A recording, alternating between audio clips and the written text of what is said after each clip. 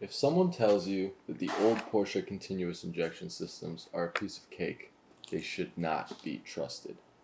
But if anyone tells you that CIS is impossible to work on or should be avoided at all costs, they should be excommunicated. This fuel system is a pretty fun look into the transition between carburetors and electronic fuel injection. It just has many, many quirks. One of which is precision, extreme precision.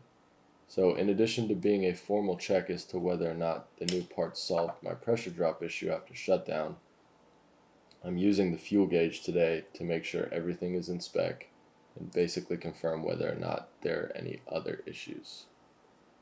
You really only need to route into one part of the distributor.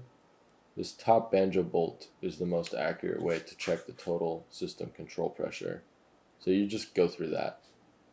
The fittings screw right in and the distributor doesn't mind. Trust me.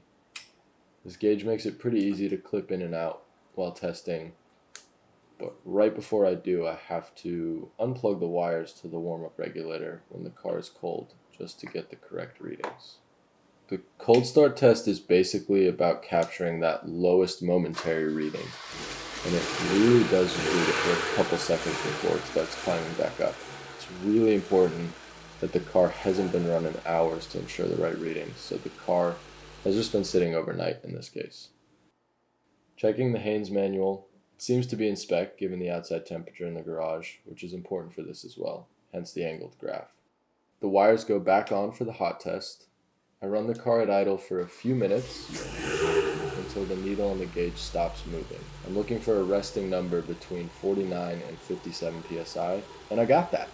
If this number had been too low, I can add shims to the control valve to fix it, but too high, I'd be fucked.